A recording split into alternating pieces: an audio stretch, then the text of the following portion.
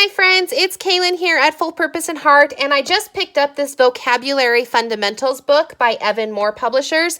I'm kind of on an Evan Moor kick right now, which is why I'm getting a lot of look in the books for Evan Moor, because I think that their products are really well made. They're super affordable, and they make really great supplementary work or gentle unit covers when you're trying to add to your homeschool students' curriculum. So I've picked this up for my student because I think we need to cover a little bit more vocabulary. There's quite the glare on that. Let's move this over here so that you don't catch that glare.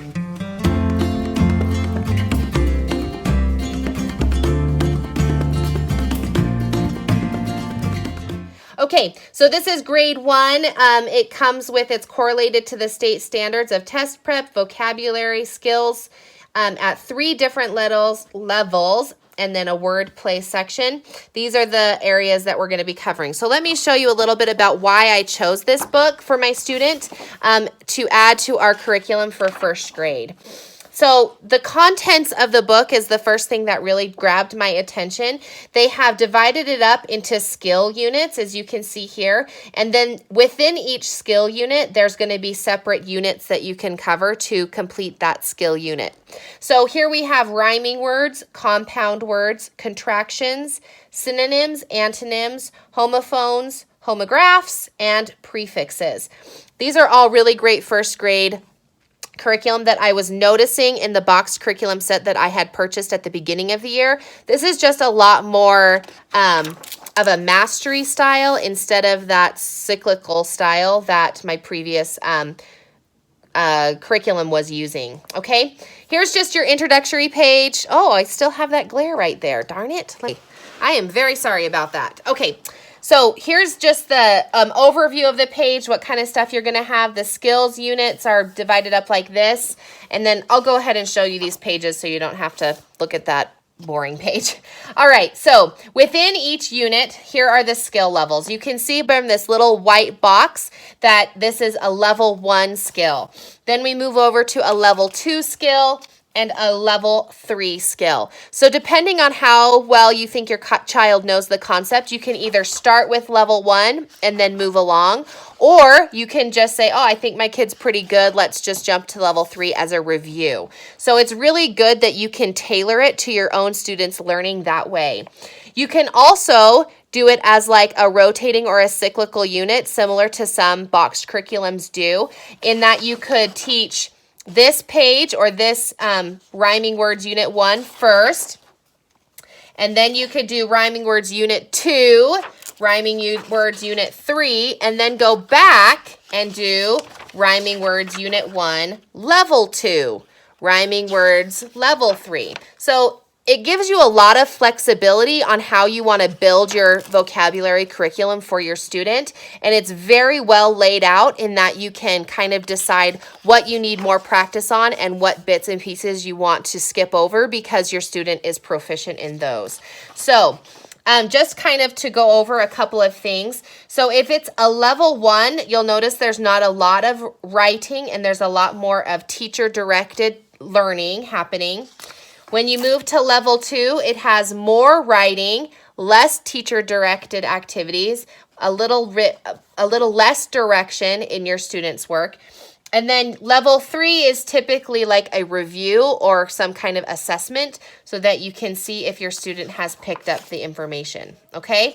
Again, here's level 1, level 2.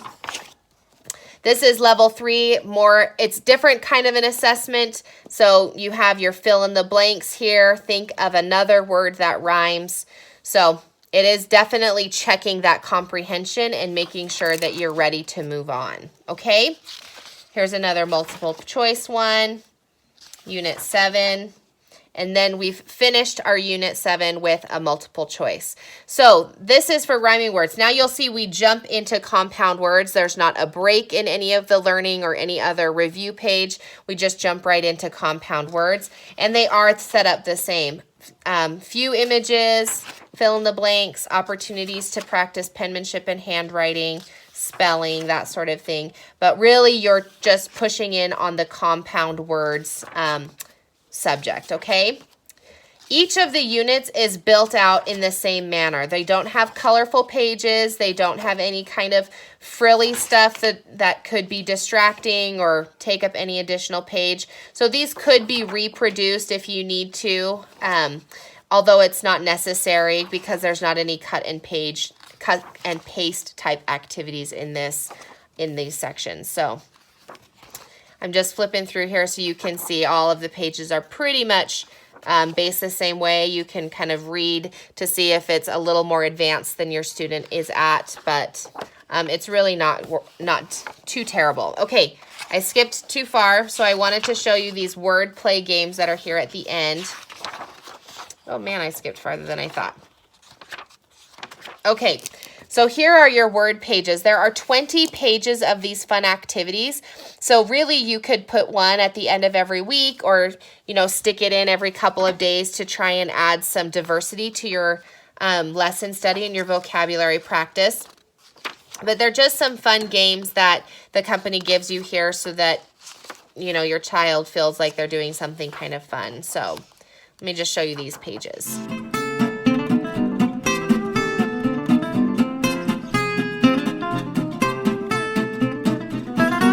At the very end here, like all of their books, they have great little answer keys in case some of the questions get a little bit more confusing or difficult, or you're not understanding the directions yourself. So lots of pages there that you can throw in.